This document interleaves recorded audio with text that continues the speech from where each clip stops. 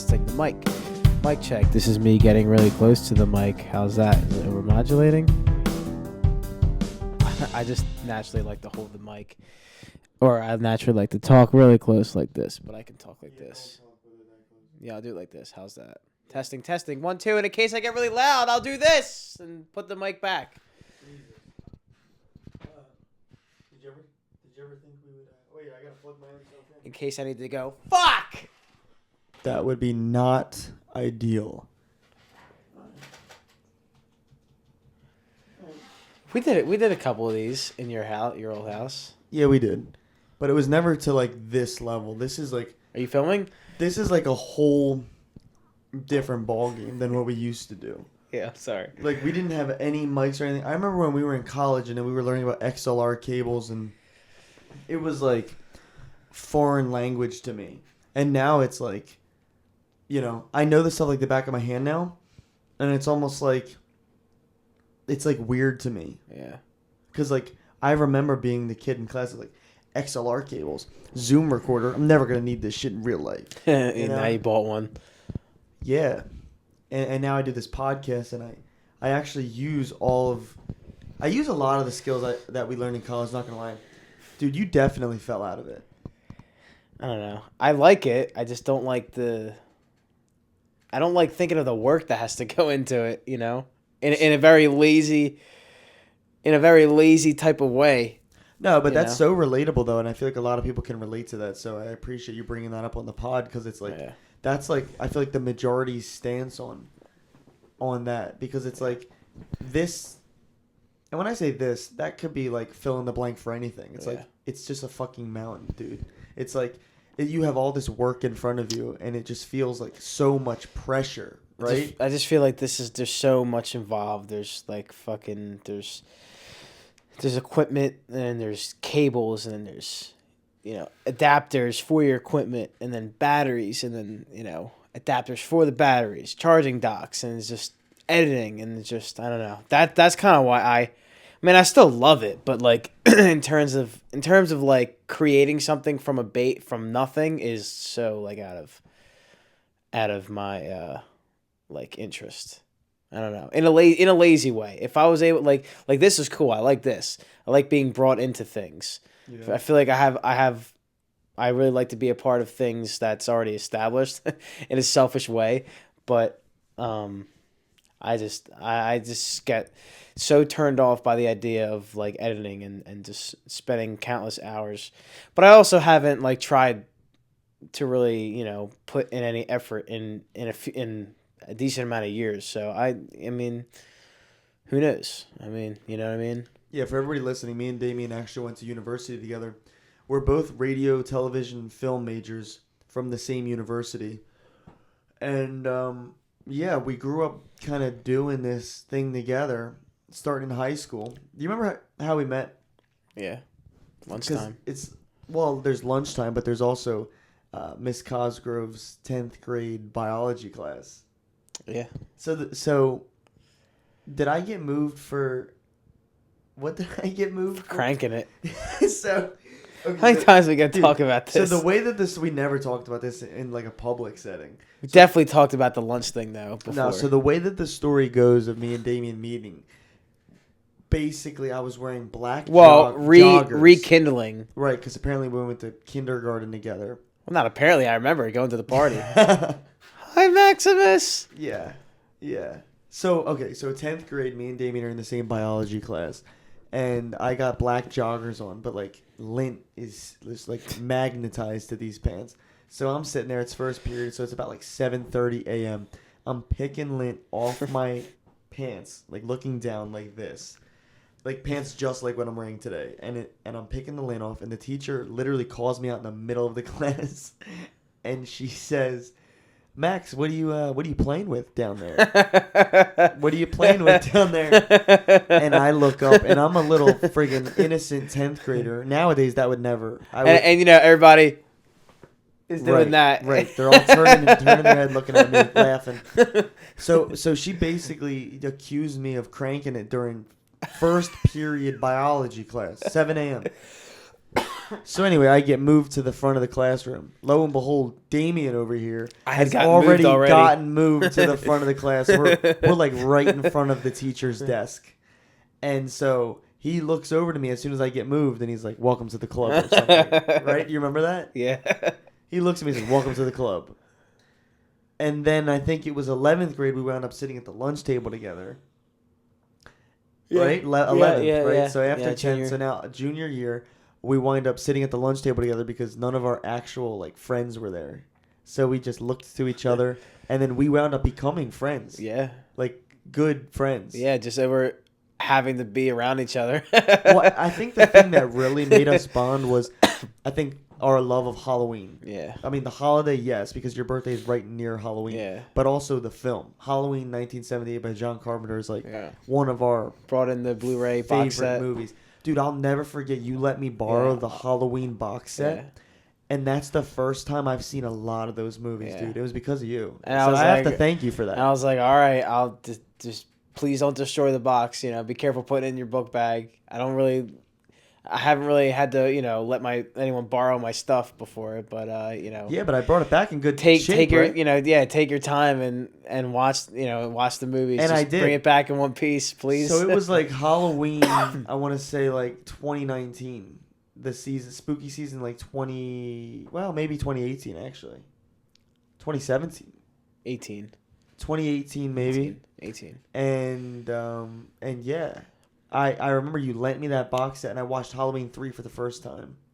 Because you lent me the box set, I Yeah. watched Halloween I watched all the Rob Zombies for the first you gotta time watch because it, of the man. box set, yeah. Yeah. And we bonded over that. Yeah, it was cool. Talked about it. It was cool. Yeah, we would like sit in the lunchroom and we would pull up Halloween 1978 on our school computers, Losers, man. and we would just watch it and fanboy over it. Like, oh, look at that scene. Look at the shadow. Yeah. Look how he just pops up. Is that one your favorite? You think 78, the classic? I don't know. I really don't know. You know what? Gun to your head, what do you say? I feel like naturally I want to say 2. But then when I think about 2, I feel like, I love it, but I feel like it gets a little stale because it's just in the hospital the whole time. All right. I really like 4. 4, it's got great atmosphere. 4 is really... Very good fall atmosphere. It might be 4 or 1, but the music is the best in 2. I like watching 2 the most in terms of just enjoying the music, I think. You can never beat the original. 1's cool because, you learn the whole All story. the music is pretty much good. Well, Yeah. Well, then you get into the later ones, and Carpenter's not involved anymore. But like, Cherry to Pumpkins, dude. Season of the Witch. The music in that movie is excellent. Pretty awesome, yeah. The soundtrack. What do is you awesome. think would have happened if they would have just kept going with the anthology route? What do Could mean? you imagine if they would have just kept going, like Season of the Witch, and they came out with something just completely original after that? Dude, I remember watching that movie for the first time, not knowing what it was. He's not in it and anything and everything. You knew he wasn't in it for their. No, I didn't. You didn't. But I remember watching it, and I remember being like And an he hour. never shows up, right? Yeah, I remember being like an hour into the movie, and I'm like, when the fuck is he gonna show up? When's Myers coming, right? Yeah, what? I felt like an idiot. Until the end credits, I was just Right. like, oh, I guess he's not in this movie. But that's weird. Well, what gave I it didn't away get- is the commercial where he's in it, and it's like the immortal classic. Yeah. Halloween. Yeah, but Yeah. that movie was really cool. I remember it's just one of those movies that's so not scary, but it's scary because it's so just pure and creepy. You Dude, know? that's one that I would be happy if they remade. Could you imagine if they remade Halloween 3? Dude, they could go with all the technology yeah, nowadays? they can make that. Well, it's kind of like what they did with Child's Play. They kind of did a spoof of a new age. Did you like that? The retake of that? Remake of that? I didn't like it because of how much it freaked me out. So I guess that means they did a good job. And Mark Hamill as Chucky, dude. Mark Hamill's good. Yeah, His was voice, freaky. the voice of Chucky. That movie's 7 years old now. Wow. I feel like that just came out. I feel like those Halloween remakes just came out. But we're getting there's some distance now from Halloween Was ends. it 22 was the last 22 one, right? and it's So now that's going on- 26, dude. Going on 4 years. I know, it's crazy. I feel like we just went to the theater for that. That's enough though. Let it die. In my opinion, let it die. Just that's it. Do you remember we all went as a big group to see that? So when Halloween Ends came out, this was a big thing. And I remember being in line for the popcorn before the movie, and you look at me and you're like, "We're gonna think about this when we're older. Like we're gonna talk about this when we're older. Like seeing Halloween ends in the movie Yeah. theater, like the final one. Like where were we? I hope so. Let it, if they keep remaking it, it's not going to be special. True. You know? But dude, you remember we bought all the seats in that row. Like Yeah, we that was pretty everybody we knew went to that. That's Like pretty we cool. had the whole section in that Yeah. movie theater just The whole to time, just like, our group. you know, Yeah. whenever something happened. Yeah. You That's know? such a good time though. Yeah, it was But fun. like dude, I miss the excitement of like those few years, like when the 2018 reboot came out on my birthday, and so I went out that night and saw it on my birthday, and you know, and then when they announced that they were coming up with two more, it was kind of cool because like in 2020, it like was our generation's Halloween movie. yeah, and it got delayed in 2020. Yeah. So like but you knew that they were Yeah. both of them were coming out, so you had almost like every Halloween come up was like you had something Mm-hmm. like all right, Halloween time, like there's a new Halloween movie coming out, you know. That was cool. Those 2 years was like, you know, you kind of like got used to it. They were those two I think movies coming out. I'm open to them making more, I think. I don't know. I know. I It don't seems know. played out, but like if you give it to a new director, a new writer, it's I mean, like, I would see it. I would definitely go see it, but well, you heard they're developing a TV series, right? yeah, that I don't like at all. TV series I think is lame. I'm very against that. I don't. What do you think it could even be about? If you make a movie, it's like all right, whatever. They suckered us in again, but like a TV series, like come on, now we're just milking Well, it. everything is now trying to be like a connected universe, like the Marvel Cinematic Universe. So I think what they're trying to do is they're trying to make a TV series with Myers, and like maybe I don't know, maybe they're gonna dive into his childhood years in Smith's Grove, and then they'll make movies. Didn't we already go based- there though? Like I get it, but like I feel like we've already been We never there. really saw Loomis talking to Myers. The only way we saw that was in Rob Zombie's Halloween. Yeah. And that's a whole crapshoot in and of itself. Did you like Rob Zombies? I never saw the second one. No? I never saw. It's it. in your box set. I literally I know. watched I it. never. in I your box never set. saw. You avoided it on purpose? I was just so turned off based off of what I've heard and like the scenes that I've seen like on like. Like the White Horse and Yeah, and like when he Sherry Moon Zombie. he like yells "die." Yeah. Like it's like kind of like I don't know, cliche. He's Right, like, you die. have Myers speak for the first time and he says die. Yeah, like I don't know. So I kind of and every year I say like, all right, I'm gonna watch all of them, but like I can't get through 6. Can't get. Wait a through minute, wait a minute. Resurrection, Dude, can't I get used to be the through, same you way know. about 6. You got to give 6 another try. Yeah, you said that. Dude, give 6 another try. Do you watch? Swear to God. Both. So you know cuts? there's 2 Yeah. yeah. Yeah. Okay. So producers versus theatrical. Yeah. If I'm remembering correctly, I think It's like a totally different ending, right? dude, I always get this confused. Yeah. I think I prefer The director's cut. no, it's producers and theatrical. Whatever. So, oh my god, now I'm confused. Which one has where he massacres all of the doctors at the end? Probably the I think that's producers. theatrical. Or I think it's theatrical because they want don't more know. of a body count. Dude, 6 is good. I don't know. I haven't watched. I remember the music being awesome in that movie. Okay, yeah, that's The what I was music gonna being say. awesome I in that literally movie. around Halloween time, I'll put on the soundtrack to 6. Yeah, I gotta get that sound. So like, I think it's like 1, 2, 3. I don't really listen to 4 soundtrack and 6. Oh, I like 4. 1, I like 4 a 2, lot. 3, and 6. I like 4 a lot. 4 is cool. Really? Yeah, 4 is cool. 4 is really cool. Doesn't it just reuse stuff from the original? Yeah, but they all do. They just have different, Right, but different 6 settings, different sounds. Different Dude, 6. There's a track on that sound on that soundtrack. It's called Nightscape. Listen to that in the Yeah. dark. in the dark. Yeah. I don't know if they ever. I don't think they ever issued it or reissued it on vinyl, but I've definitely seen CD copies. I of would it. want that on vinyl.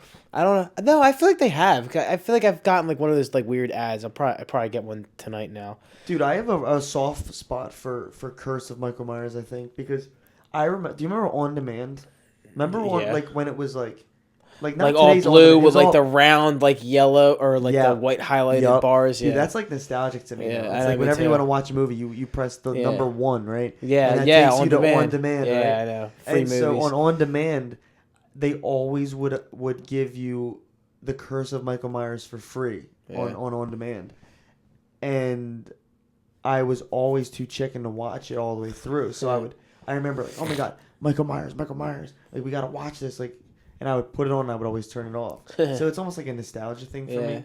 But now I've watched it back and I'm gonna watch it. Both the cuts, and I can appreciate it, especially after seeing Alan Howarth live in concert, dude. But how do you? Awesome, dude. But like the problem that I have with that is like, all right, I'm already like turned off with the idea of watching 6. I'm not saying it's bad. I've seen it a little bit, like Jamie has a baby. That was.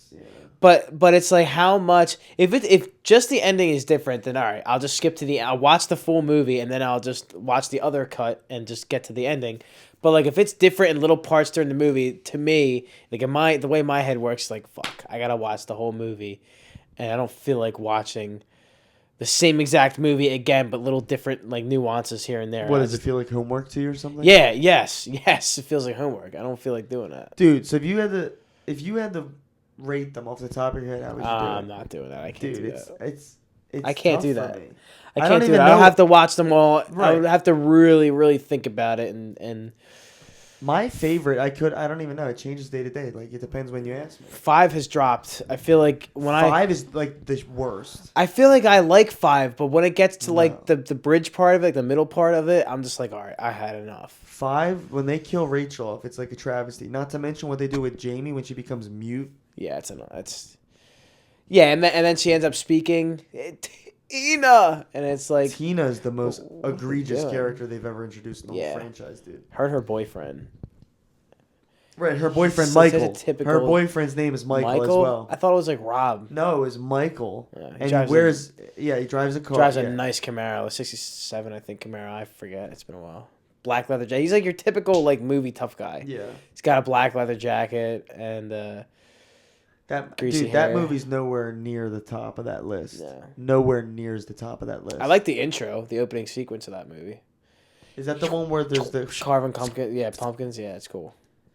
Yeah, it's a good opening. But once they kill Rachel, it nosedives. Yeah, They ended 4 so good with Jamie being a killer, and then they just dropped the ball on the whole thing. Yeah, 4. Yeah, I don't know. I think in a weird way, I definitely think I need to take a Halloween off. I think watching them because I feel like they're becoming a little too redundant for me. Really? Yeah, I think so. I think this Halloween, I'll probably not do this. Like I'll probably still watch them, but I feel like I need to take a break because I just seen them too often. They're just becoming like all right, I don't feel like watching this, I don't know. I feel like they're becoming a little stale for me. I try and save them for every Halloween because then it's special because I only watch them around that time. I know, but then as you get the year, the year comes. Next Halloween comes so fast. It's already February. You know what I mean? I feel like it feels like I just watched it yesterday. Yeah, but then you can always alternate, like with Nightmare on Elm Street. I only Friday watch the 13th. I only watch up to 3. I can't do past 3. 7's good. Like I didn't even know there was a 7. Was that New Nightmare or whatever the fuck that's called? New Nightmare. Yeah. It literally goes 1, 3, New Nightmare. 3 is awesome. I like 3 a lot. I don't even 2, I think 2 is my favorite. I'll tell you that right now. I knew you were gonna say that. I don't even like 2 that much. Oh, I fucking love 2. Why? Why is there so much love and reverence for I like 2? What's his name? Brady? Yeah. No. Wait. No, Brady's the Brady's the friend. He's like the friend that picks on him. No, fuck. What's his name? That's gonna bother me. Oh my god, Jesse. I really like Jesse. I don't know. I like the characters in that movie. What Nancy gets a little like. She kind of like bugs me a little bit. She gets a little old. Seriously? Yeah, in but I 3? like You no. Like her in 3? I like her in 3. I like her role in 3 is coming back and being like, I've seen this shit before or whatever. I mean, I like 1, but 2's definitely. I think 2's my favorite. I like the over 3. Yeah, I would probably say. I don't know if I want to say 2, 3, 1, but I might say 2, 3, 1. Yeah. Jeez. I like 2 a lot. I don't know why. Like sometimes I'll watch that first. Like in the Halloween season, I'll watch 2 first. And it's like, all right, if I think about it, I'll throw on the original. I think I prefer the original and then 3 and then 7. Yeah, I haven't seen. I feel like I tried to. Excuse me. I tried to watch a little bit of 4, and I like looked away from the screen for a little bit. And then I went back, and I'm just like, what the I fuck think is that's going on? Dream Master. Yeah. And they started off by killing the entire cast of Dream Warriors. Yeah, I just don't. It's like, why would you go and kill everybody that we just I'll maybe try to through a whole movie? I'll try to look into it, but like they just like they were people loved doing that back It's then. pretty amazing, People isn't it? love How they killing were movies. able to do that. They were able to kill the franchise off. People they love doing that shit. Like they But like, just loved kill, especially horror movies. They just love to ruin. Like how many Friday the 13th do you need? How many Nightmare on Elm Street do you like? I feel like that's the one genre that doesn't get enough respect because they're just known for just but pump and dump. I You know what I think mean? that's why I like horror movies, because I think I like what they do with the character. Well, all right, I don't want to say I like what they do with the character. I think I like the idea of having this saga. Yeah. And you see what different directors and different writers do with said character. And it's like, what? How do they bring Jason back this time? Yeah. How do they bring back Michael this time? And it's like, I guess it depends. It gets comedic, sure. It definitely gets comedic, but it's I don't know. It always makes you watch it. I get it. It's just I don't know. I don't know. I really don't know. Well, as a horror fan, I feel like that's what they do that shit on purpose because they know we're gonna come to the theater no matter what. Excuse me. Yeah, I know, and yeah, I don't know. I'm ready for something new. I don't know. Like a new slasher icon or a new type of horror. I don't know, man. It's tough. It's Did another. you see any of the Terrifier movies? Nah, I never saw them. See, that's what I mean. That's the something. I'm new. afraid that's a little not to sound like a bitch, but whatever. Afraid it's a little too like. Well, I don't really get his vibe though. Like he's goofy, and I love that. I think it's funny. I love to laugh. It's definitely funny. I like how goofy he is. He's goofy like Freddy, but scary like Michael. Yeah, but I don't like all like the super gory shit. I rather be in suspense than like massive gore. I like suspense a lot more. Gore just gets me anxious and it just makes me feel uncomfortable. Suspense is like, oh crap, like what the fuck. I feel like I can relate more to suspense. And I think that's what a Myers movie is. Suspense filled. Yeah. Right? And I think Terrifier like opened my eyes to like what horror was and what it's becoming. Yeah. Right? Because I never realized the majority of the kills back then were cutaways. Like like off camera or cuts to the face of the killer, or it cuts away. Yeah. Or it's one stab and you're done. I don't know what drink is. Or it's like Tina spinning on the walls and I think it made like whenever they did show a killing, they were like the special effects team was like on their shit. You know what I mean? Like right, but that's the director and the writer and the special effects guy Damian Sereni in Terrifier. Yeah. That's him on every single kill. Yeah. Every single kill is like the top kill in the movie. Yeah. Whereas in a Myers movie or a Nightmare on Elm Street or something, they have like one set piece and one kill that is like the kill.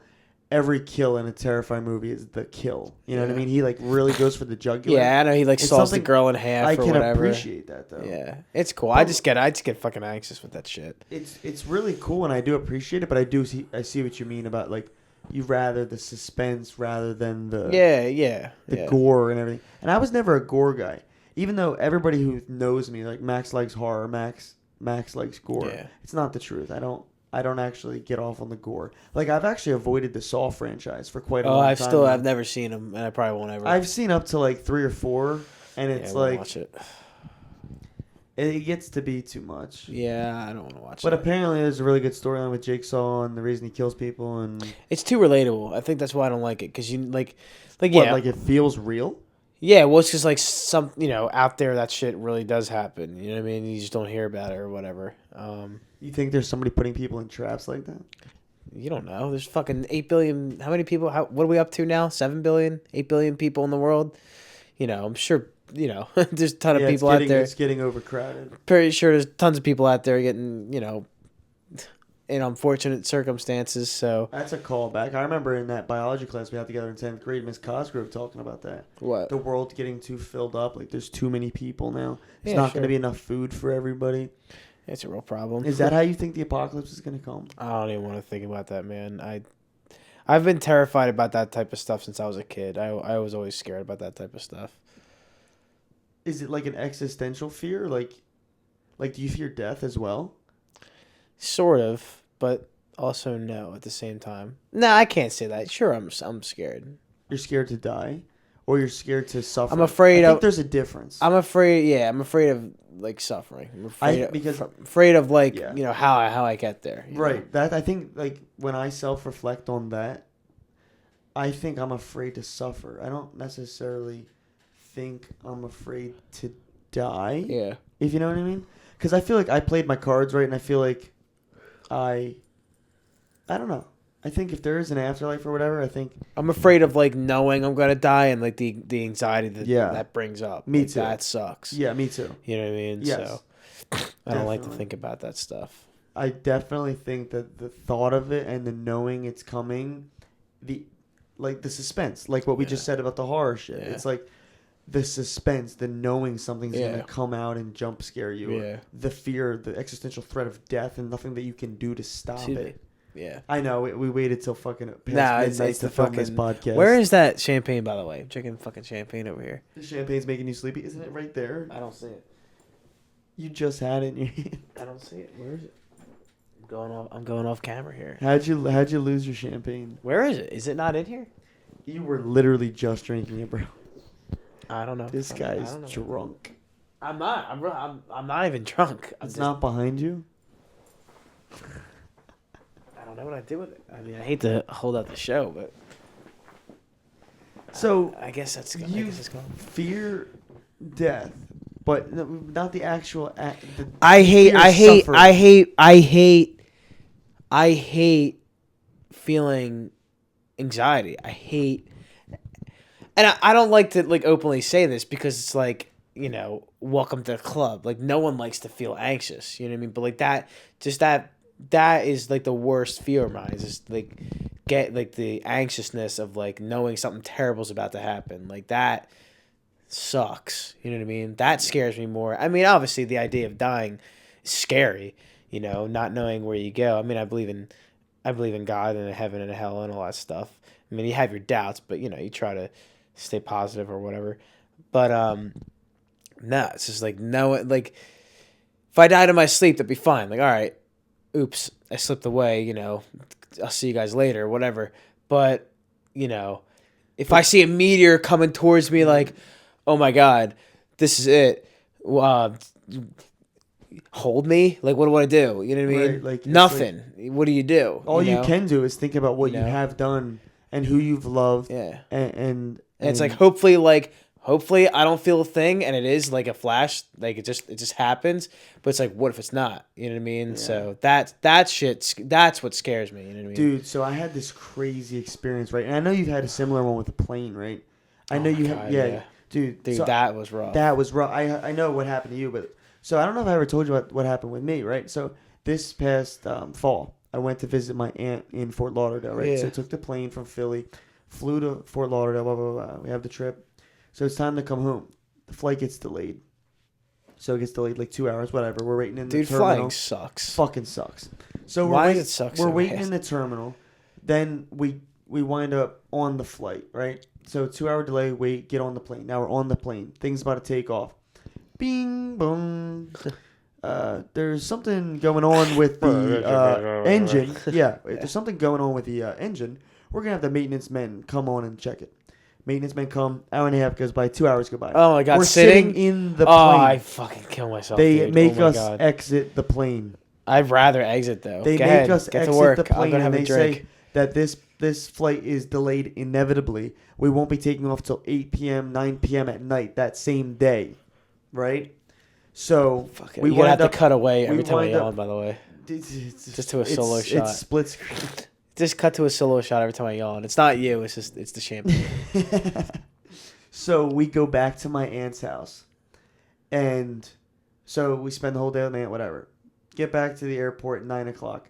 Nobody gets on this flight, right? Everybody has rescheduled to an earlier flight Yeah. or a flight the next day because nobody wants to get on this particular plane.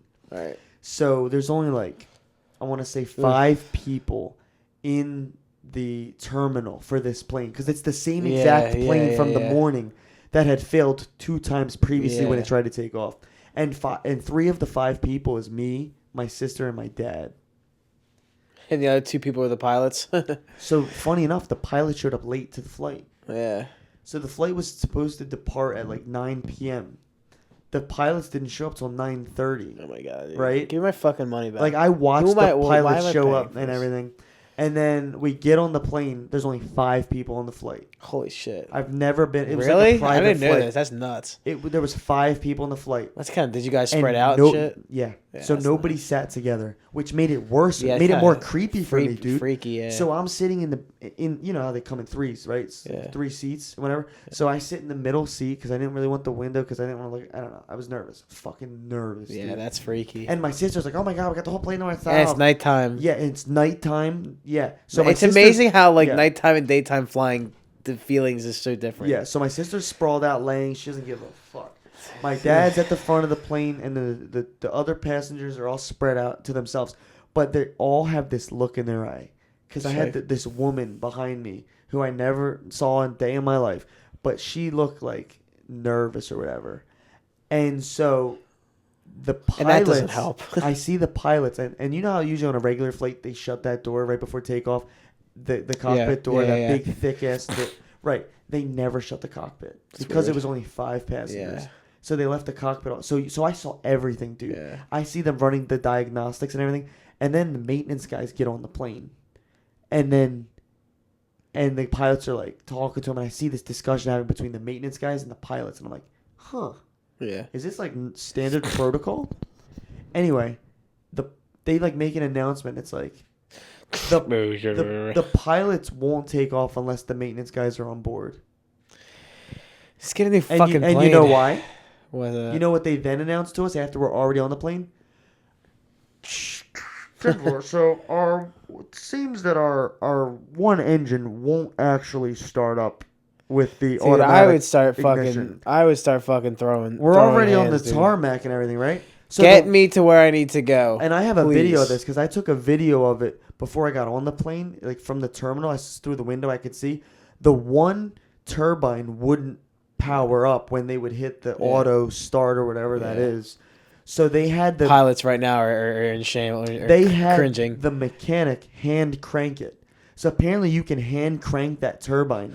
But the only is this like 1905 with a fucking Model T? Seriously, it's the Wright brothers and everything. Yeah. So they have the mechanics hand crank it, and so if there's always air intake going into the turbine, it just has to get going. The turbine will keep going. It just can't stop because if it stops, it can't go again unless somebody cranks it. That's pretty cool though to see. So they did that in real time, and the plane takes off. Yeah.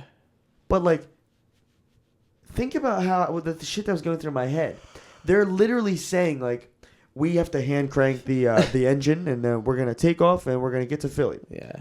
So I'm sitting on this plane, dude, and we're talking about death and the thought of death. And that's good. So I'm sitting there on this plane, dude, and everything's going through my brain. Yeah, that's the worst, man. When you start thinking everything. Oh my god, dude.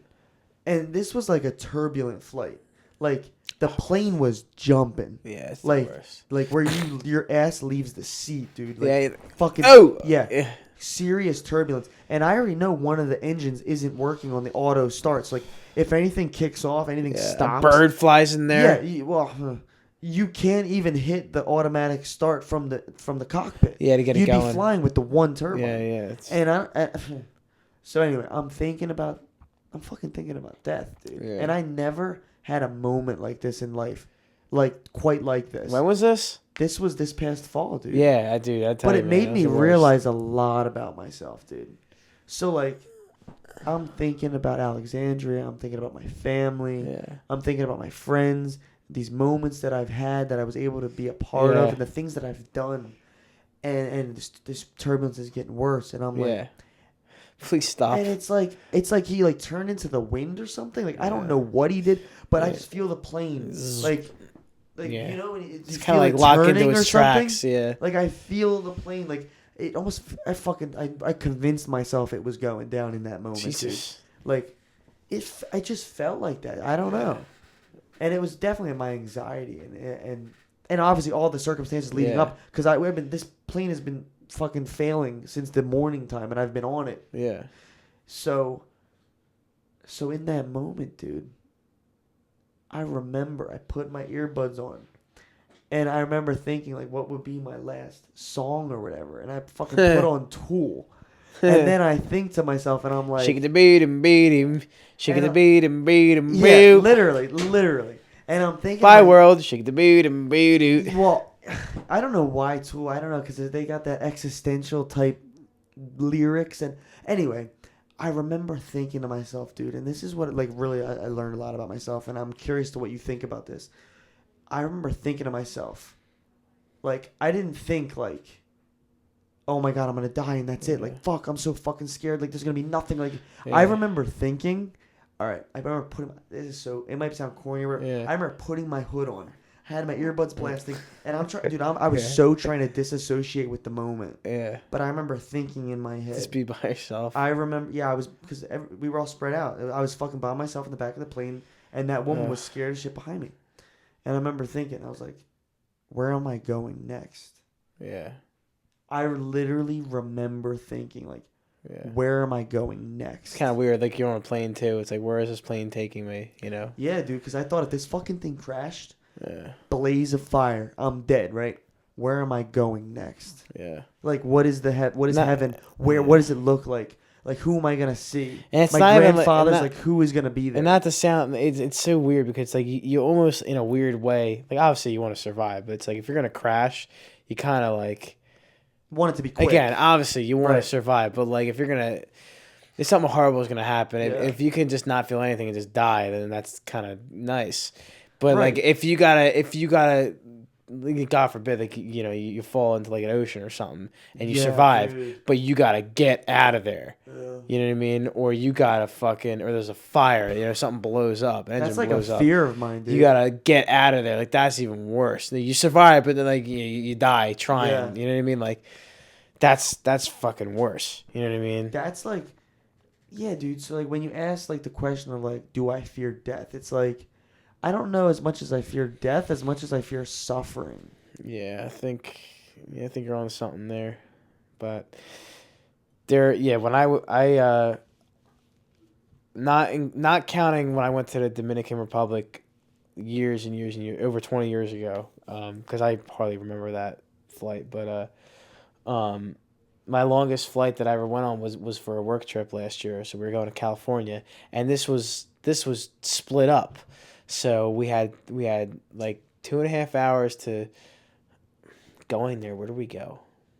I think we flew into Dallas first, and then from Dallas we went to San Jose, and I think on my way back I went to Colorado and then Georgia. I don't fucking know. I went on so many goddamn work trips last year, but anyway. So I think we flew into Dallas, and then from Dallas to San Jose, California.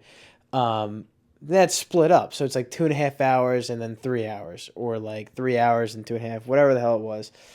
But I noticed that I always get like a shit ton of anxiety before we even land. Like when I sit down, because I'm thinking like that's it, I'm trapped, I can't go anywhere. Like I start to overthink what I'm doing. Me too. And it's like, all right, the reality is I'm trapped in this cone. And I just gotta hope that I land as accordingly. You know what I mean?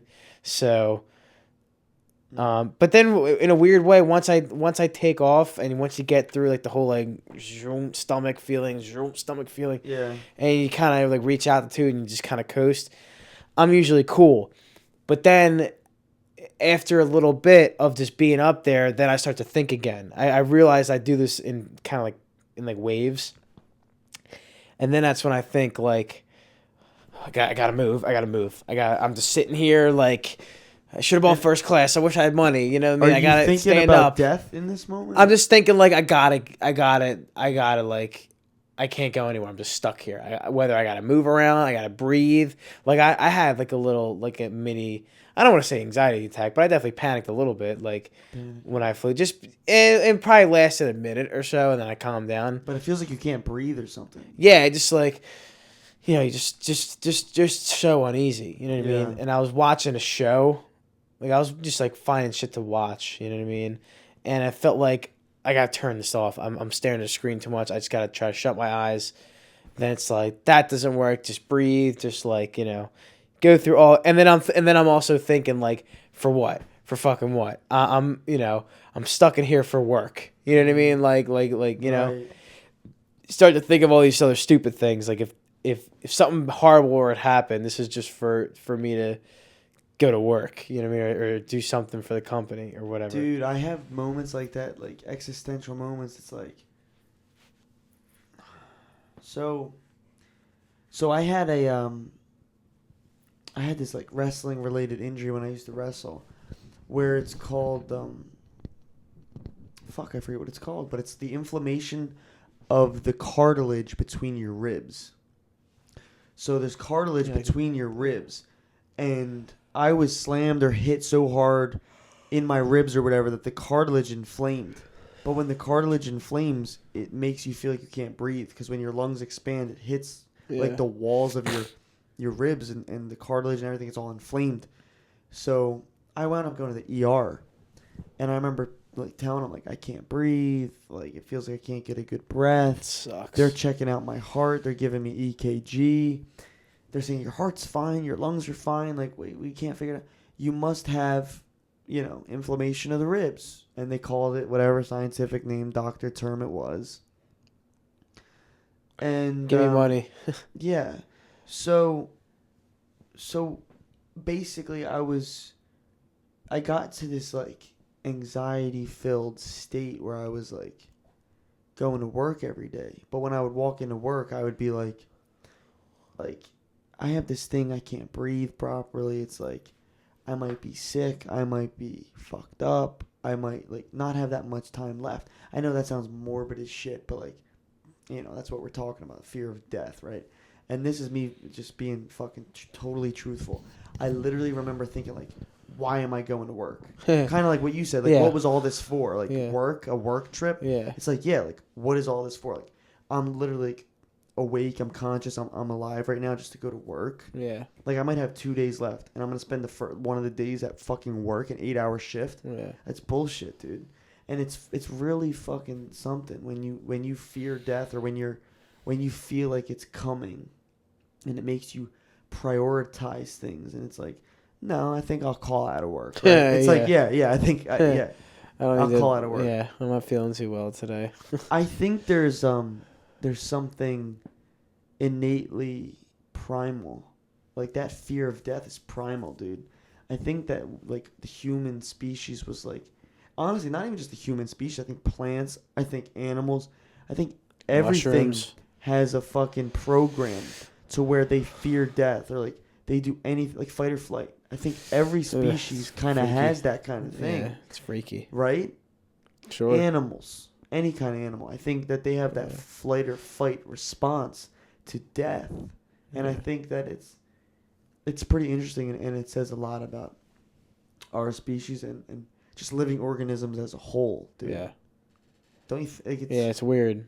It's pretty freaky that we all fear death, but like, I don't know. What do you think? Do you think that that's it? You think death is it? Definitely. Do you think death is it, or you think like we're going to heaven? You think that there's I believe in it. It's it's one of those things where it's like I believe in it. Am I great at like practicing it? No, I don't. You know what I mean? Like I'm not. You just believe. You know what I mean? And you want to believe, but like, what do you want to believe? You personally, is it like go to is heaven. There white pearly gates and it's and hard. a guy in the white robes, and it's hard, all but shiny. And it's hard, but and whenever you think like that sounds ridiculous, like why would that be it? But what I always like to think is like why wouldn't it be it? Like who's to say anything? Like why not? And if that's not it, does that make sense? Like I do know. Yeah. It's almost like like I don't know, but also like there's so much crazy shit out there that's just like why anything is possible. Well, whenever it comes to topics like that, I think I reflect on my own experiences, because at the end of the day, that's all we have, right? So in my own experiences, I've had like deep meditation sessions or whatever, to where I get to this this flow state, I want to call it. Yeah. And I know you smoke a little bit, and maybe you meditate, but like, have you ever experienced anything like this flow state where you're just, and I've done it while high, like once, maybe twice, where it's like, you take a few hits, you're feeling good, you're feeling like calm, kind of like how I'm feeling right now, honestly, because it's so freaking late, and it's almost like you feel tired, but I'm like leaning into it, but not letting myself sleep. It's like that drowsiness right now. I don't know. I feel like I mean, that's kind of like why I'm trying to like lay off the weed a little bit, because you like I miss that feeling that I would get like when I first started smoking of like, oh man, this is great. This feels awesome. This feels like, just I feel like, I'm just like out of my shell, and I'm just kind of like, you definitely lose that pretty quickly when you, I don't, not abuse it, but like, just like take advantage of it and take advantage of its effects, and it becomes more of like your like a like a vice, like a normal like daily party like your daily routine. Like I smoke almost every night. I'm really trying not to anymore. One, so I can enjoy it whenever, if you take a nice little break and then you go back to it, it could probably be a little more enjoyable. And a bunch of other reasons, but I can't really remember if I felt like that. That's why I really want to do shrooms. I've been saying it I've been saying it for a while. But I get a little nervous with that because, and I've heard just like listening to Joe Rogan and shit like that, and I've heard so many people have like such awesome like experiences on that. Also some terrible, but like you gotta not, push it too hard when you first start. Do you meditate? Nah, not really. No? Dude, I've tried to. I just don't think about it. I just don't. It doesn't come to mind. Well, because it's not easy, right? Yeah. It's really fucking not hard. It's fucking hard. My therapist has brought it up a couple times, and we tried it. It's so good for you. I'm like, dude, I don't know how to do this. Dude, it's hard. It takes a lot of discipline and self control. Yeah. Like I like to think I'm a meditator, but I'm not. Like I get there, I do it every so often, but like when you do it, it makes you think about like. Well, it doesn't make you think of. It's actually lack thereof. Like this is what I say to everybody. Like I don't know how to shut off. Right. Me neither, really. But like when I do, it's like a reset, dude. Like your body, your mind, everything is like reset. Yeah. Like hitting a reset button, and it's almost like I can think more clearly. Yeah. It's like I feel more awake. So basically, what I say to everybody who I try and talk to about meditation is, just think about your thoughts as clouds, right? So like right now we're having this conversation, and whatever I say may spark a thought. Think about that thought. Don't ignore it, because a lot of people think meditation is ignoring your thoughts, right? Yeah, just push them aside. It's not really like that, okay? I think that's where the mistake is. You need to think your thought, look at your thought, examine your thought, feel it, really digest it, but don't interact with it, if that makes sense. Yeah. I think you have to let that thought float away like a cloud. Okay, that thought. All right, I feel that way? Okay, understood. Let it go. Yeah. Don't interact with it, I think so many thoughts, and I think that was like a lot of the beginning of this conversation about the fear of death and those thoughts, that panic, that anxiety. I think it's all this stream of consciousness. It all begins with that one thought, and then we interact with that thought, and it's like, fuck, dude, like this plane's gonna crash, like it's not gonna land right. I can't breathe, like I need to stand up, and it's like you follow that thought, you feed it like gasoline or a fire, dude, right? So meditation in my eyes is like the opposite. Right. It's like this thought happens, all right, next, and it happens, then the next one, and the next one, and dude, I find after 10, 15 minutes, for me personally, and I don't know how this would work for you or anybody watching, but after 10, 15 minutes after that, you watch the clouds go by, they stop coming. The clouds kind of, they don't come. Yeah, they're very sparse and few between. And it's like, whoa. So this is what the brain is like when it's not overwhelmed or overstimulated. Yeah. Now, I don't want to say it's shut off. Yeah. You're there. It's almost like you're more. It's like kind of idle. It's almost like you're more there, dude.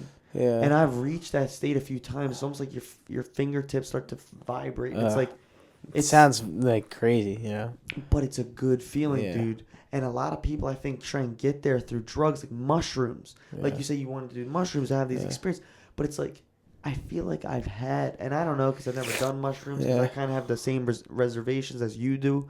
I don't want to have a bad experience or whatever. But through meditation, dude, I feel like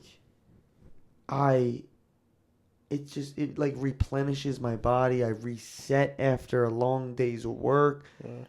Yeah, it's a dude, skill I too. I feel like recommend it's just like a skill. You gotta, definitely it's a a skill. practice. It's a practice, yeah. But I think that you could have these experiences, like through meditation. Like you don't need the mushrooms, you don't need the weed. Yeah. But speaking of weed, I have meditated Sorry. while, like after smoking. Yeah.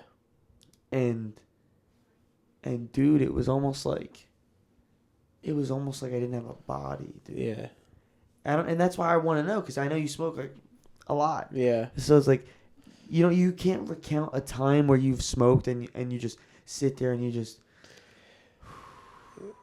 mellow out, and Yeah, it's sure. like, it's like you're just pure consciousness. Yeah.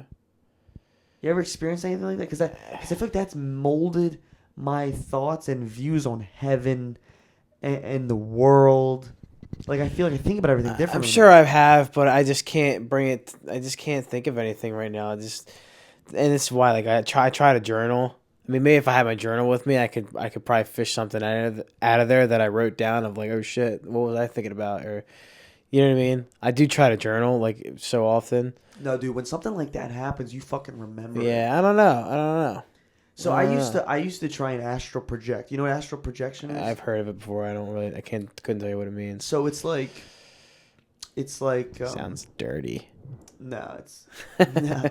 So it's like we are our physical bodies, right? So that we're flesh, we're skin, we're blood, we're bone. But like there is this, what do they call it? Temporal body, this astral body. It's like this other body, right? And it's, if I'm gonna put this in layman's terms for you, who maybe not isn't familiar with these thoughts, it's basically like your ghost, dude. It's like your soul. It's like your essence. And through deep practice, you're able to leave your physical body, and you basically become like a ghost, right?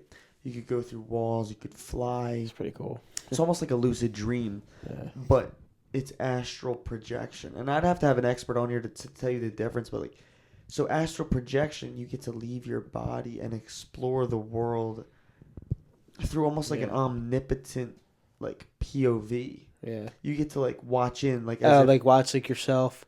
Yeah, because your body is still laying in your bed, but they call it like the silver cord. Like you're still tethered to your physical body. Yeah.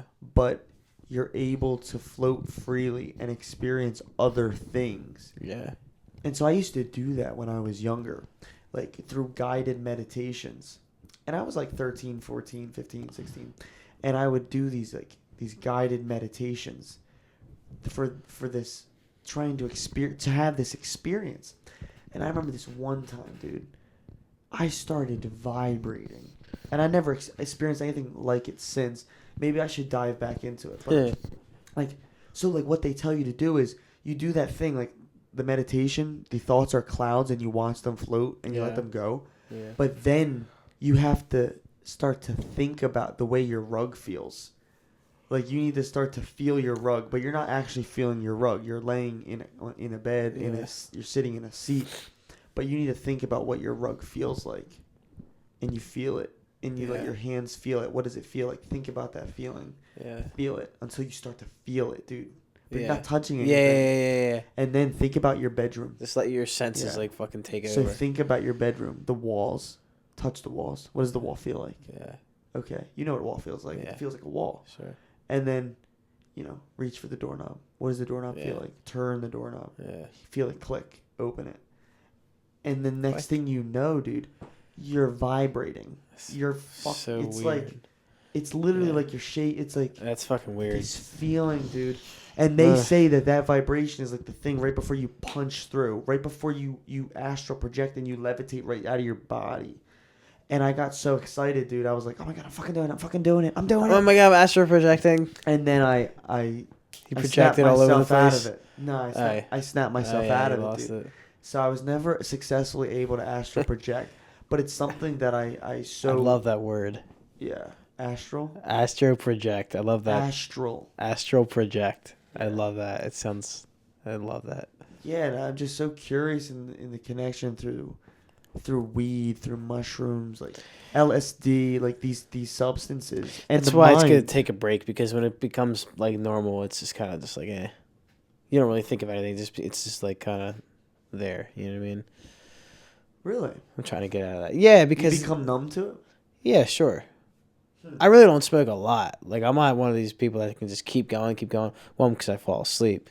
But I'll just do like a couple hits a night, every night, you know. It just kind of like becomes like part of my routine. Like, and it becomes like, oh, I want to sleep and this will knock me out, you know. I hate that it does. So you basically smoke weed as melatonin? Yeah, but I would rather it not be like that. It's like I'm not functional on it at all. You know what I mean? Really? Like you can't go out and be one in society with probably not. No. I mean, I don't do it during the day, so I don't know what that's like. Does it make you deeply like think about your own self and the way that you are? It does for a little bit, especially if I start thinking about things, but mostly I'll just fucking like just sit down. I turn into a lazy fuck. That's why I try not to do. I mean, well, that's why I hound on myself like, all right, I need to take a little break for a little bit, for a few weeks or a week or whatever, a couple days, whatever the hell it is. Because I have all these ideas. I want to sit down. I want to play some music, or just listen to some music, you know, or read or write, you know, anything. Do something that I enjoy to do, but I'll end up doing nothing. I'll just sit down and pass out, you know. So you don't stuff my face. You don't find that it helps you with your music or anything? Nah, because next I can't last. I just fall asleep. See, dude, because I just had somebody on the podcast. I wish it did. I just had somebody on the podcast this episode before you, right, Nico, and he literally says that he smokes and he's able to create more music. Yeah, I wish I'm not. I can't. That's so interesting to me that it affects everybody. I wish it did. I mean, that's why when I started smoking, I was like, I can't wait. I'm gonna smoke some weed, and I'm gonna be able to fucking write a whole album, and I'm gonna be able to do so much cool shit. I couldn't do it. So, yeah. I mean, it affects everyone differently. I just get so. I have a couple different theories, but I've been smoking enough to know, like, I still get sleepy, and I still get like kind of lazy. I had a little bit of indica in my Well, no wonder you're going to sleep. It's indica. Well, no, it's not now, but I feel like it's the same bowl. It's in I have like a stash box. I'm sure there's rum. I cleaned it before, but like I'm sure there's like remnants of like indica in there, especially like in the bowl. Because I haven't like really soaked it. It kind of just like wiped it off, whatever. Yeah, I don't know. So I feel like maybe there's still, it was never fully separated, so I'm probably still getting some of that indica. But also in general, it's even before I ever. Because I think the one time I bought indica was because they didn't have anything else. They didn't have any sativa, and I just wanted to buy some weed, and that's it. And I didn't feel like going to another store. But so do you recommend smoking weed, or after all this time smoking weed, do you think it's fucking overplayed? I don't know. I do like it a lot. It's definitely a big part of my life. And I made sure it's not. Do you like it more than drinking? Yeah, definitely. Really? It's easier. You don't have to put in drinking. It requires so much effort. Think about it. You want to get drunk? You want to get drunk tonight? You gotta, drink a beer, drink another beer, drink another beer, drink a fourth beer, fifth beer, sixth beer, however much it takes. But you gotta put in the effort. You gotta piss. Your stomach gets fucking huge. Yeah. Or the calories, right? Whatever the hell is involved. There's too much bullshit. Smoking, like if I'm at home, it's so hard I mean, I have tons of liquor and booze, but like I have to put in so much effort if I want to get drunk tonight, you know. And I'm gonna feel it. I'm gonna feel it tomorrow. You know, if it's nighttime and I got nothing, you know, I did my shit for the day and I'm just chilling out. It takes one hit for you to feel a little something. You know, that's it. You just light it up. You go outside. You smoke it a little bit. Take a couple hits, whatever you want to do, and that's it. You know, and it's easy. It wears off quick. You know, depending on how much, how many hits you're doing. And you just take, all right, I'll take one more hit, give yourself another half hour's worth or whatever the fuck. It's just easier. It's a lot more, I feel like I'm a lot more functional than I am drunk, but still, in a long way of answering your question, but yeah, I don't know. It's as long as I can still be productive in, like, I still go to work every day. You know what I mean? I still, work both my jobs. I still, as long as I can still do all the shit that's important. And you don't think smoking weed affects your religious beliefs or anything? Like, you don't think, like, you're sinning or you're, like... We all sin. I mean... I know, but I know you kind of view it's yourself natural. As a religious guy. Not really. I mean, I'm Catholic, but I'm not... I would be a hypocrite if I said I'm religious. I don't follow, all the rules. No, I'm definitely not religious. I'm Catholic, and I believe in God, and I want to go to heaven. Do you think that you consider yourself a Catholic because that's how you were raised, or because that's how you choose to be now? Probably just because how I was raised, right. but I never dove into anything else, and I do. Yeah, that's actually a good question. Yeah, I don't know. Yeah, dude, because in my later... I don't... My later years, like, as if I'm old. So, like, recently, dude, since I've been 20, I've been reading I've been reading books. I've been reading, like, different kinds of books, right? So I picked up this book.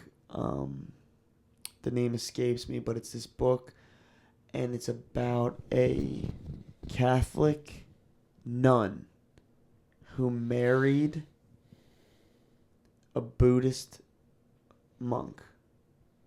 So a Catholic nun married a Buddhist monk, right? So obviously to get married, they both had to leave their religion or their belief system, right? Because you can't get married as a nun. Right, or priest or whatever. Right, so she went through the whole monastery, whatever, became a nun, went through the whole shebang, right?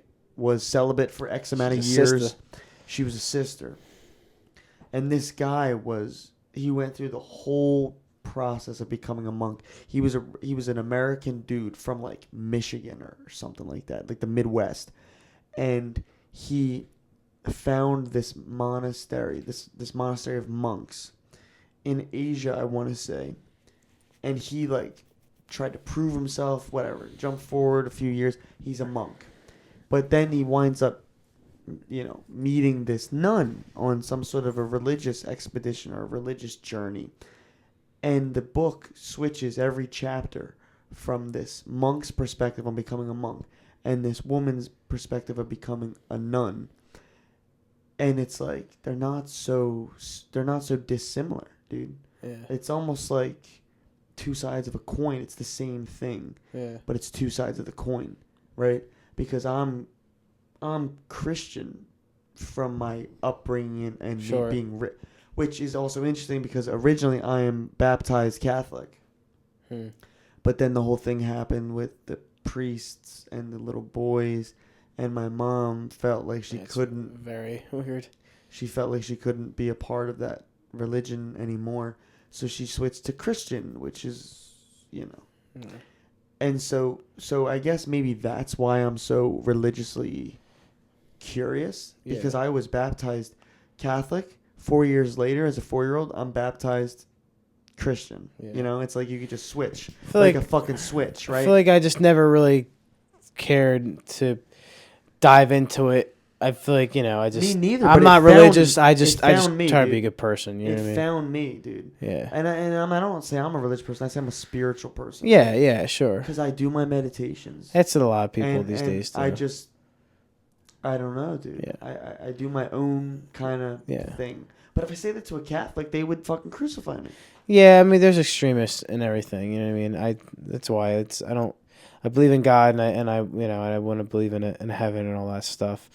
You just try to be a good person. You know what I mean? Like a super traditional religious person might also like, you know, just totally, damn someone for doing something they don't like or whatever. And it's like, well, technically, doesn't God forgive everyone? You know what I mean? Like, shouldn't Well, you kind of watch your attitude there, the sir, thing or with the whatever? Bible is it's all based on translations from Yeah. Aramaic. Yeah. And it's And like, I never read the Bible, so I don't know. well, and it's like one comma makes the biggest difference, right? And like the way that Ugh. grammar works in Aramaic is different than grammar works in English. So like the way that things are getting translated, some words don't translate perfectly accurate. The way that the commas work and the punctuation works, Yeah. it doesn't translate Yeah. perfectly accurate to those original texts from all those years ago. Yeah. So I feel like it's been so, just Wishy-washy. regurgitated over the years. And that's not to take away from anybody's beliefs because that's not what I'm here to do. I think that like we shouldn't say anybody's necessarily, wrong or anybody's a fucking idiot. It's like everybody has their own upbringing, right? Yeah. Like you do. Sure. And it's like, and that's just who you are. And then you meet people and then you take in some of their information and you give some of your information and then you become some of them and they become some of you. Maybe. Yeah, it's weird. You know what I mean? Yeah. And that's kind of what this podcast is, And that's kind of why I'm doing it because it's like, I feel like I get the privilege of talking to like people. And this is something that I wanted to say. It's like, I didn't realize how cool my friends were. Yeah. I didn't realize how cool like the people that I know were until I sat down in this room and did this podcast with them. It's like, everybody's got their own story, dude. And there's something to learn from everybody. And like you said, just be a good person. Yeah. It's like just listen to everybody, Yeah. Give everybody a fair shake because you don't know what they've been through. You don't know their backstory. And it's like, we're all just trying to figure shit out, Yeah. Yeah.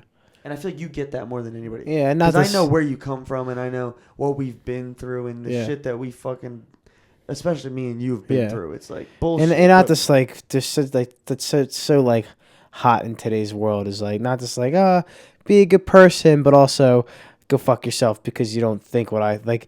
It's that I hate like the be kind, like movement when people are like be like somebody like Ellen has done that and like all these famous people have, like that was like their mantra, like be kind. It's like, no, fuck off, because you shouldn't have to flaunt yourself as like a kind person, because sometimes you're not going to be kind. Sometimes you're going to be an asshole.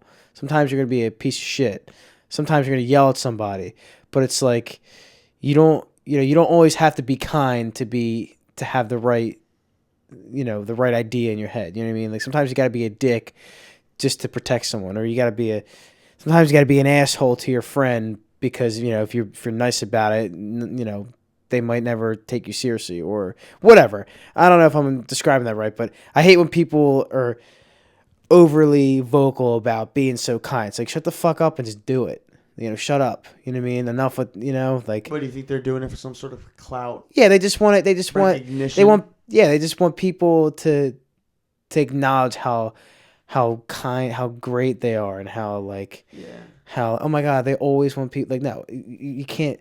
Yeah, dude. You can't just be all happy. Like sometimes shit's gonna be fucked up. Sometimes you're gonna have to raise your voice and you're gonna have to put your foot down or whatever. Yeah, dude. Now you're tapping into like psychology, and it's like people do shit based, off their ego, and their ego almost controls them to a sense, to a degree. It's like they'll do something, but it's because they want people to think of them in a certain light, or they'll say something like you said, and it's like, look at me, I'm such a nice person or whatever. And yeah, dude, I think that's all ego. Yeah. And I think that, like, I've talked to so many people working at the arena, the Xfinity Mobile Arena. Well, let me take that back. Talked to one person, not so many people, but this one guy that works there. And I feel like I have heard this elsewhere, just not in this particular place of work. But anyway, we're working with the production team for the Arena Vision. At the Xfinity Mobile Arena, and previously Wells Fargo Center for those of you locals. But so this guy, he just moved here. He's been living in the greater Philadelphia area for few years, couple years, just getting settled in, whatever. He came from California and a little bit older. I think he's in his late 30s, but he was shadowing me for a Flyers game that we were working, and this was a couple months ago, and he was like, "Yeah, it's nuts." He's like, "The dynamic around here is like fucking awesome, man." Like, he's like, everyone like knocks on Philly, and every city has its fucking problems, but whatever. But he's like, man, something I noticed, because I asked him like, well, do you see any like big changes? Like, how was it adjusting from way California, you know tip of the West Coast to all the way at the end of the East Coast, complete opposite side of the country. And he was like, dude, the one thing I noticed is that like California, it's like so typical. Everyone's like your best friend. Everyone's, hey, big smile. They love you. He's like, as soon as you turn around, man, they are fucking destroying you, dude. Whether it's verbally, whether it's fucking emotionally, or like they don't care about you. They don't give a fuck, and everyone is a competitor. He's like, especially in that industry, in production and whatever, whether it's you're working for a Hollywood movie or a local thing or just any regular job, really. But he was like, here, it's like, dude, it's like, people are friendly when they, when it's appropriate, when they first meet you, whatever. He's like, but man, like people will definitely give you some shit around here, and they'll tell you when you're fucking up. But he's like, they do it because they want you to learn, and they want you to, they want you to do well, and they let you know like they're gonna help to your face. They're gonna help you, yeah, but they really mean well, and they want to help you out, and they're really just, if they give you a hard time because you're fucking up, it's because they want you to not make mistakes that maybe they have made, or they're really looking out for you, So he said that to me. And he's like, I've noticed it in so many different jobs that I've worked around here freelancing in the greater, in the Philadelphia area. He's like, man, they might have like tough skin, they might act real badass, but he's like, people around here, everyone helps each other out, He's like, fucking out over there, man. It's like everyone's so hyper nice and super sunshine smile, but like as soon as you turn around, they're like, what, fucking this guy's such a fucking idiot, or like, so it's fake. Yeah, it's all fake, you know what I mean? And I'm like, I could have told you that. So like, did you experience that a lot in your previous bands, would you say? Is that, do you think that the Philly mentality, if you will, is like a better way of operating if you're trying to be a team with people? Is it like, would you rather be told to your face, yo, your fucking drumming sucks, or your fucking bass playing sucks? Or would you rather that, like, that sandwich, that positivity sandwich where it's like, you did this good, you fucking suck here, and I like the way that you did that? Well, I definitely want someone just to say I fucking suck at everything, but I mean, that's kind of hard because you got a lot of people your age. It's kind of tough.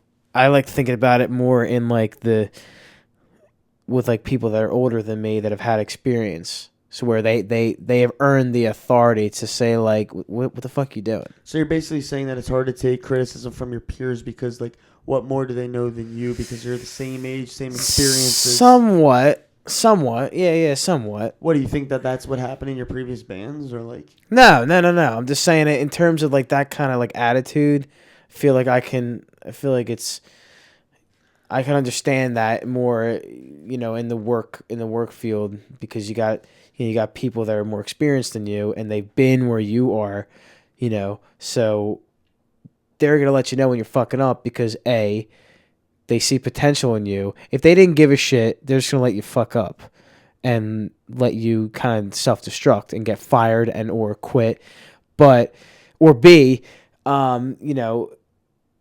whatever the fuck, they care about you, so they're going to say like, yo, why the fuck are you doing that? Like, do it like this or whatever, they'll kind of be stern, but so they're stern so you remember, like, oh shit, I'm going to make sure I don't do that again. Or I got to make sure I do it this way like I was taught, because that guy's probably trying to, and I've experienced this myself, that guy's probably trying to hook you up with their boss, or he's in a position of, power or whatever, where he wants you to succeed, but he can't just gift it to you.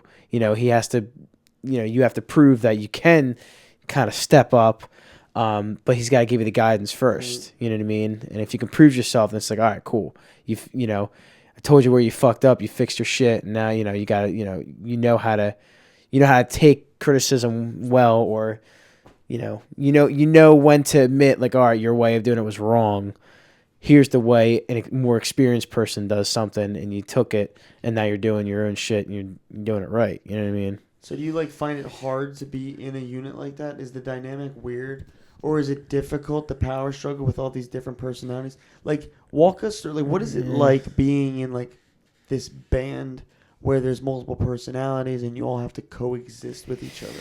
Yeah, well, I mean, the new band I'm in, it's fine. We haven't really dealt with a major like conflict like that recently, or as late. But no, you definitely you want to be able to be blunt with each other, Right. and like something we all said before our last practice, because we're trying to start moving along with writing these songs, and putting together like an EP, things like that.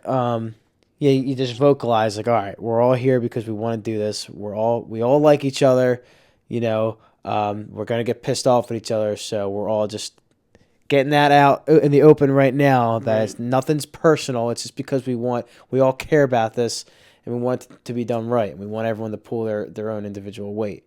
So, we love each other, and it's nothing personal, but we're gonna have to say, what the fuck are you doing if you're fucking off. I think there's a degree of that in every sort of creative endeavor, because we do something similar to that when we're making movies. Yeah. We're like a group of 15 people, right? So it's obvious that there's going to be some sort of a breakdown in communication, especially after 6, 7, 8 hours of filming straight, especially if there's rain involved, fake blood involved. And I know you've been there on some of the movie shoots. Losing your fucking mind because you got fake blood in your hair and your eyes and your fucking mouth, and the communication breaks down.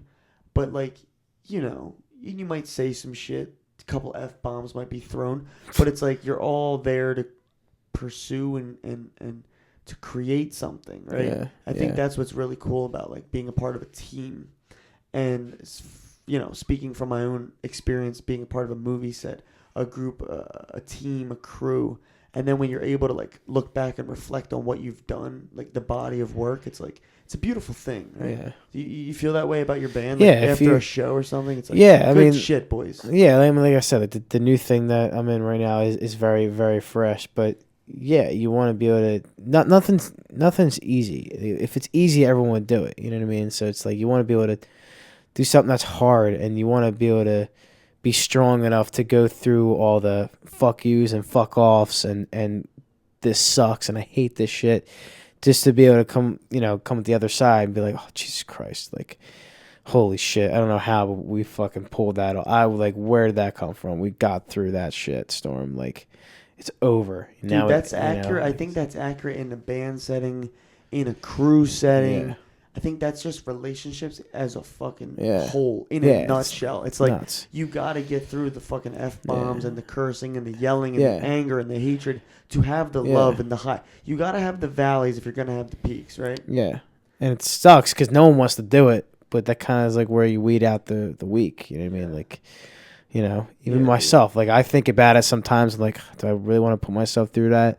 But then it's like, because what the fuck where's the rewarding feeling if it was like easy as shit? You know what I mean? It's like, that's literally the human experience in a nutshell. It's like if we were born as babies knowing it all, just being able to just, I'll do this. I remember this. I won't do this. I'll do this. It's like, what was the point? Right. It's like a cheat code. It's like a hack, right? Yeah. So I don't know. It makes everything more rewarding. Like moving out.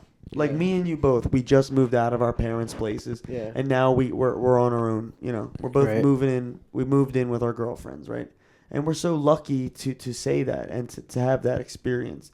And I don't know, what's it like moving out? What was it like moving out of your parents' place? I know for me it was like, it was actually a lot easier than I thought it would be, and I don't know if that's a negative or a positive thing. Like maybe a positive thing because my parents and everybody set me up to be my own man. Yeah, I don't know. Nah, it's definitely still weird, but it's just everyone has to go through it. You know what I mean? So it's like, you know, everyone is, 95% of people have had the same feeling of just like, oh, this is nuts, different. I mean, I love it. I love where I live. And it's nice to build your own home, but it definitely is weird just thinking like, oh wow, like, like when you hear your parents talk about like, oh, back when we all used to live together, or you hear them talk about your childhood, and then you realize like once you move out, like, oh crap, like those are now my stories that I'm going to tell. Like Yeah. that part of my life is now done, where I live with my mom, And or you I never live realized it ended, with my right? sister. Yeah, or it's coming, or it's gonna end, and you're just like, oh man, like that will be it. You know what I mean? Like that's it. So I think that was like some of the weirdest things is like knowing that, like, oh shit, so like that part of my life is now over. Like that now is all going to be something that I talk about. Like, remember what it was like that will eventually become like the odd part of my life. Like, wow, like back when we used to live all together there, with your parents or with your siblings or whatever, because then like this becomes the norm. But yeah, it's weird, but it's just it's just weird because your whole life is just like it's just a major adaptation cycle. You're just constantly adapting to new shit, and you're constantly, or at least I am. I think everybody is. You I think constantly, that was, yeah, me too. you constantly just you think of the norm, but it's just there's always going to be a new norm. There's never really like, you know what I mean? Just because something happened first, it doesn't mean that's normal. You know what I Right. mean? If you settled in, it's like, all right, it's like it's played out, it gets boring. It's like, I feel like the new norm, that meter, that barometer, that change is what keeps you. Yeah. It's what keeps you sharp. It like is what keeps life interesting, almost in a sense. It's like, where am I going? What am I going to become? Who am I? What am I pursuing? It's like that is the human experience in a nutshell. It's like, who am I now? Who am I going to become? Yeah. Who do I surround myself with? What do I pursue? What do I love? Yeah, it's weird. It's weird. That's like what everything is in a nutshell. Yeah. When people ask what is the meaning of life, it's like those things in essence are the meaning of life. Yeah. If you didn't have people to love, things to pursue, norms to change, things to grow and build off of, and things to learn, it's like, what's the point of anything? Yeah. I don't know. It's Your weird. house is beautiful, by the way. Yeah, thanks. I know, and yours is coming along too. I like it. Yeah.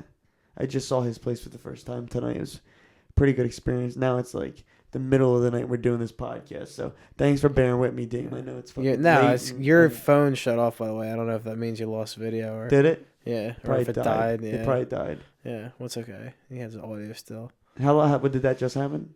A couple minutes ago. I didn't want to cut you off, though. Yeah. So the video probably cut to just your screen for right now. Oh, that's great. Oh, well, for everybody listening on Apple Podcasts and Spotify, they don't know what we're talking about unless they're watching the video feed. Yeah. On YouTube or Spotify. Yeah. Whatever. As we wind down, I wanted to ask you a few like lightning questions. Just rapid fire these questions. Yeah. As we round that corner. So, all right, I guess I'm just gonna jump into it. Who's your favorite bass player? Gun to your head. Geddy Lee, Rush. Geddy Lee? Yeah. Favorite band? I'm not good at favorite questions. I'm really not good. I know. That's kind of why I'm asking them. I know it's hard to nail down. Yeah, it's... I'll probably double down and say Rush. Yeah. Your favorite Myers, what movie was he in? If you don't know the actor's name. If you know the actor's name, just drop it. My favorite what? Your favorite Myers. My favorite Michael Myers. Well, I don't know the actor's name, but in terms of, you know what? One, I gotta take. Nick Castle. Fuck, I don't know. Maybe two. It's a rapid fire. I'm gonna say two because he's fucking freaky as shit going through like the hospital stairwells. Yeah. Dick Warlock. I'm gonna say two. Dick Warlock. Yeah, you know your Myers. I'm gonna say two. Dick Warlock. Wow, that's cool. Right. I didn't see that one coming. Love Dick. Your favorite instrument to play if you're just like at home sitting on your couch smoking a blunt and you're just chilling. I see you reach for the guitar a lot, but you're not a bass player. I'm not very good at it, but I love guitar. Is so awesome. Guitar is so awesome. Yeah, I like guitar a lot. That's your answer, guitar? Probably. The bass player if I'm answers just guitar, huh? yeah, if I'm just screwing around at home, yeah, this Cool. is yeah. Cool. Favorite, I just had it on the top of my favorite album. I Favorite album right now tonight. It doesn't have to be all time. It's just, what are you fucking with right now? It's more of a current band. It's the record that I played earlier. It's called Yard by Slowpoke. Shout out to them. Okay, fucking cool. Newer. I'm new to the newer stuff, but I really like that album right now. It's really New good. to the newer stuff. Yeah, it's good. Really good album. Cool. All right, well, thanks for doing this podcast. Yeah, dude. this was awesome. We've been going for an hour and 30 minutes almost. Yeah, this is awesome. So, It was fun. Definitely got to do it again. yeah, we'll definitely do it again. We'll have you on again. Yeah. I don't know. I feel like there's so much stuff I wanted to ask you about, like your music and your I'm 5 minutes away. your So. musicianship.